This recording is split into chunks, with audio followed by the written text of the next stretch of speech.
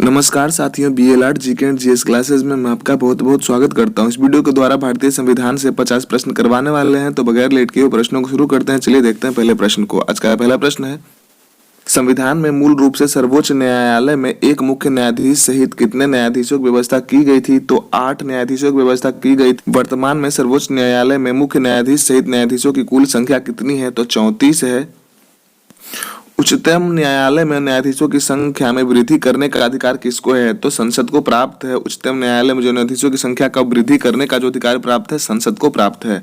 सर्वोच्च न्यायालय के न्यायाधीशों की नियुक्ति कौन करता है? तो राष्ट्रपति करते हैं। सर्वोच्च न्यायालय के जो न्यायाधीशों की जो नियुक्ति होती है, राष्ट्रपति जी करते हैं।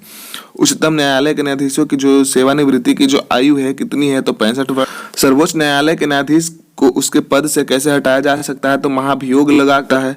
भारत के प्रथम मुख्य न्यायाधीश कौन थे? तो जो हरिलाल जे कानिया जो थे, एच जे कानिया हम कह सकते हैं इन्हें। जनहित याचिका कहाँ दायर की जा सकती है? तो सर्वोच्च न्यायालय में जनहित याचिका दायर की जा सकती है।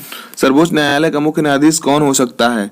जिसने कम से कम 10 वर्ष उच्च न्यायालय में वकालत की हो या वह 5 वर्ष किसी उच्च न्यायालय में न्यायाधीश रहा हो, वही सर्वोच्च न्यायालय का मुख्य न्यायाधीश बनने का अधिकारी होता है। मौलिक अधिकारों की रक्षा जो होता है कौन करता है? तो सर्वोच्च न्यायालय जो होता है मौलिक अधिकार का रक्षक होता है। निर्वाचक आयोग का गठन कौन करता है? तो राष्ट्रपति निर्वाचक आयोग का जो गठन करते हैं, निर्वाचन आयोग का गठन राष्ट्रपति जी करते हैं। परिसीमन आयोग का अध्यक्ष कौन होता है? तो मुख्य निर्वाचन आयुक्त जो होते हैं परिसीमन आयोग का अध्यक्ष होते हैं। भारत के प्रथम मुख्य चुनाव आयुक्त कौन थे? तो सुकुमार सेन जो थे भारत के प्रथम मुख्य चुनाव आयुक्त थे। भारत में सार्वजनिक मताधिकार के आधार पर प्रथम आम चुनाव कब हुए थे? तो 1952 में भारत में सार्वजनिक मताधिकार के आधार पर प्रथम आम चुनाव हुए थे 1952। भारत में पहली बार महिलाओं को मताधिकार कब प्राप्त हुआ था? तो 1989 में भारत में पहली बार महिलाओं को मत देने का अधिकार प्राप्त हुआ था। निर्वाचन आयुक्त को पदच्युत करने का अधिकार किसको है? तो राष्ट्रपति को है। डिसमिस्ड करने का अधिकार जो है। लोकसभा या फिर विधानसभा में किसी चुनावी प्रत्याशी की जमानत राशि कब जब्त कर ली जाती है? पूरे वोट का 1/6 भाग भी किसी कैंडिडेट को नहीं पड़ता है, तो ऐसा माना जाता है कि उसका जमानत जब्त हो जाता है। मुख्य निर्वाचन आयुक्त की सेवानिवृत्ति आयु कितनी होती है? तो 6 वर्ष या 65 वर्ष, जो भी पहले हो जाए। लोकसभा अध्यक्ष का चुनाव कौन करता है? तो लोकसभा सदस्य करते हैं। लोकसभा अध्यक्ष अपना त्याग पत्र किसे दे सकता है? तो लोकसभा के उपाध्यक्ष को दे सकता है। भारत के प्रथम लोकसभा अध्यक्ष कौन थे? तो जीवी मावलंकर, गणेश वासुदेव मावलंकर जी जो थे भारत के प्रथम लोकसभा अध्यक्ष थे। भारतीय संसद के दोनों सदनों की संयुक्त अधिवेशन की अध्यक्षता कौन करते हैं? तो लोकसभा अध्यक्ष करते हैं। लोकसभा में किसी विधेयक को धन विधेयक के रूप में कौन प्रमाणित करता है? तो लोकसभा के अध्यक्ष करते हैं। किसी विधेयक को धन विधेयक है या नहीं है, यह प्रमाणित लोकसभा के अध्यक्ष ही करते हैं। लोकसभा का जनक किसे माना जाता है? तो जीवी मावलंकर को लोकसभा का जनक माना गया है। लोकसभा के अध्यक्ष या उपाध्यक्ष की अनुपस्थिति में लोकसभा की अध्यक्षता कौन करता है?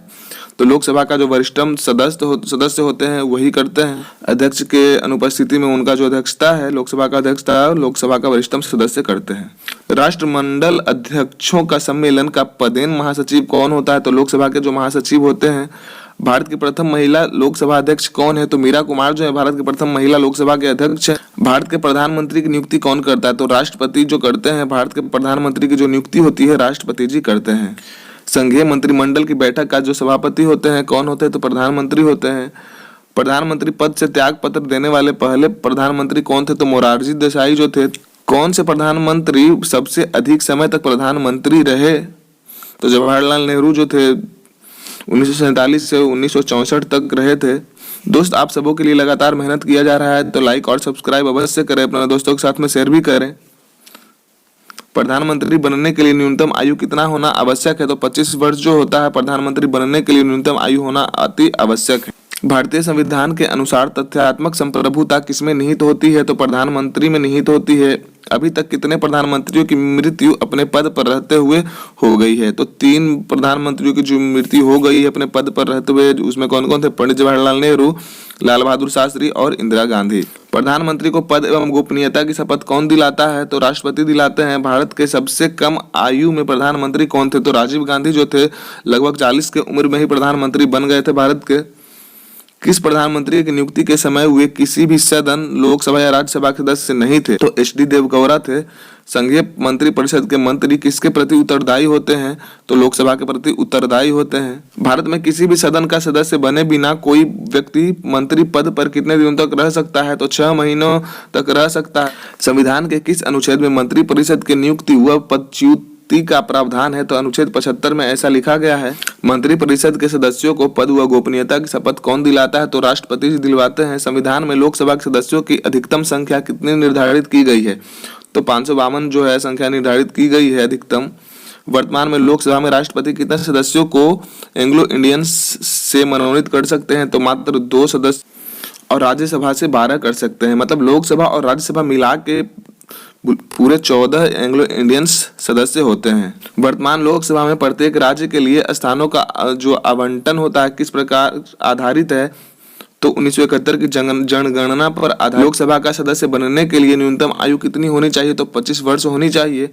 कौन सा राज्य सबसे अधिक प्रतिनिधि लोकसभा में भेजता है? तो उत्तर प्रदेश जो होता है, 80 सीटें हैं उत्तर प्रदेश के पास में। किस राज्य में लोकसभा सदस्य की संख्या सबसे कम है? तो नागालैंड, सिक्किम व मिजोरम में। इन सभी राज्यों में एक लोकसभा सीटें हैं, मात्र एक लोकसभा सीटें इन राज्यों में। लोकसभा में एक वर्ष में कम से कम कितना सत्र जरूरी होता है? तो 2 सत्र जरूरी होता है लोकसभा में। लोकसभा को कौन भंग कर सकता है? तो राष्ट्रपति भंग कर सकते हैं प्रधानमंत्री के सलाह पर। बजट किसके द्वारा पारित किया जाता है? तो लोकसभा के द्वारा बजट पारित किया जाता है। लोकसभा के प्रोमेट स्पीकर की नियुक्ति कौन करता है? तो जो लोकसभा के जो अस्थायी अध्यक्ष होते हैं उनकी नियुक्ति राष्ट्रपति जी कर। आज के लिए सिर्फ इतना ही क्वेश्चन है, फिर मिलेंगे अगले वीडियो में। धन्यवाद, जय हिंद।